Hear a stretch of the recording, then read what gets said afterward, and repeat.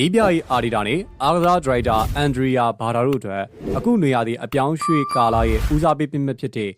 ဗီတာဂီယိုဂရက်စ်နဲ့ဘယ်ဂျမင်ဆက်စကိုတို့နှစ်ဦးတည်းရနေပြီးတော့အာဆင်နယ်အနေနဲ့လိုက်စစ်တိုက်စစ်မှုဘယ်ဂျမင်ဆက်စကိုခေါ်ယူဖို့နီးစပ်နေပြီဖြစ်ပါတယ်။အကြောင်းကတော့ပြီးခဲ့တဲ့ရက်ပိုင်းလောက်ကထုတ်ပြန်ချက်တွေအရတော့ဗီတာဂီယိုဂရက်စ်တို့အာဆင်နယ်တင်းရဲ့ကမ်းလှမ်းမှုကိုစပိုရင်းတာဝန်ရှိသူတွေကပယ်ဖျက်ခဲ့တာကြောင့်ဖြစ်ပါတယ်။ထပ်ပြီးတော့ဂျာမန်သတင်းမီဒီယာများရဲ့ဖော်ပြချက်အရလေအာဆင်နယ်အသင်းအနေနဲ့ဆက်စကိုနဲ့သဘောတူညီမှုအချို့ရရှိထားပြီးဖြစ်ကြောင်းလည်းဖော်ပြလာကြပါတယ်။ချက်လောင်းပြောကြမယ်ဆိုလို့ရှိရင်တော့အာဆင်နယ်အသင်းကဒီဗီတာဂီယိုဂရက်စ်ထက်ဆက်စကိုဦးစားပေးရခြင်းကကလပ်ရဲ့ရေရှည်စီမံကိန်းကိုဖော်ပြနေရပဲဖြစ်ပါတယ်။ဗီတာဂီယိုဂရက်စ်ကစားနေတဲ့ပေါ်တူဂီလိဂ်ကလည်းတခြားဥရောပလိဂ်နဲ့ရှင်ကြီးတဲ့အခါမှာပေါ်တူဂီလိဂ်ရဲ့အရေးသွေးနှိမ်ပါမှုကခြားနားချက်တစ်ခုဒါဖြစ်နေရပေါ့လေ။ဆက်စကိုကဥရောပရဲ့ထိပ်တန်းလိဂ်၅ခုတွေကတစ်ခုအပါဝင်ဖြစ်တဲ့ဂျာမန်ဘွန်ဒက်စ်လီဂါမှာကစားနေတဲ့ပလေယာတူဖြစ်ပြီးတော့ထိပ်တန်းလိအတွေ့အကြုံရှိခြင်းရလေအာဆင်နယ်ရဲ့အပြောင်းရွှေ့ဆုံးဖြတ်ချက်မှာအရေးပါတဲ့အချက်တစ်ချက်ဖြစ်ပါတယ်။ဒါပြောမှအသက်အရွယ်ရလေအရေးကြီးရဲ့အခန်းကဏ္ဍမှာပါဝင်ပါတယ်။ကစားသမားနှစ်ဦးစလုံးအတွက်ကြီးမားတဲ့ပြောင်းရွှေ့ကြီးတွေပေးရမှာဖြစ်ပေမဲ့လေ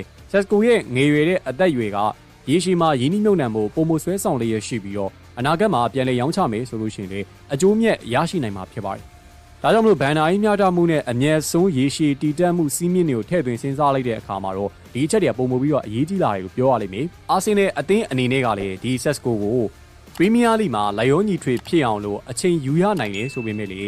ရေရှည်မှာတော့ဆက်စကိုစီကနေပြီးတော့ပုံမပြီးတော့ကောင်းမွန်လာတဲ့ခြေစွမ်းနဲ့အကျိုးမြတ်တွေကိုမျှော်လင့်ထားသလိုရရှိလိမ့်မယ်လို့လေသူတို့ယုံကြည်ထားကြတယ်ပေါ့လေ။တကယ်လို့ဘယ်ဂျမင်ဆက်စကိုကိုခေါ်ယူမှုအောင်မြင်သွားပြီးတော့ဆက်စကိုကသာအာဆင်နယ်ကိုရောက်ရှိလာမယ်ဆိုရင်တော့သူကမီဂေးယာလီတာရဲ့ဦးစားပေးပွဲထွက်လူစည်းမှာချက်ချင်းပါဝင်လာနိုင်ပါတယ်။အဲတော့2025-2026ပရီးမီးယားလိဖွင့်ပွဲနေ့မှာတော့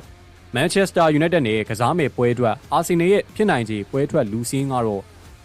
ဘရိုင်ယာတင်ဘာဆလီဘာပြီးတော့ဂါဘရီယယ်လူးဝစ်ကယ်လီဇိုမီမန်ဒီဒေဂလန်ရိုက်စ်နဲ့အိုဒီကက်စ်ဆာဂါနဲ့ဆက်စကိုပြီးတော့နောက်ဆုံးမာတင်နယ်လီအဲ့ဒီကစားသမားတွေကတော့အဓိကဖြစ်ပါဝင်လာနိုင်ပါတယ်။အဲ့ဒီလူစည်းရဆိုလို့ရှိရင်တော့ဆက်စကိုကအာဆင်နယ်ရဲ့တိုက်စစ်မှာအရေးပါတဲ့အခန်းကဏ္ဍအနေပြီးတော့ပါဝင်လာနိုင်မယ်လို့ဆိုလိုနေရပဲဖြစ်ပါတယ်။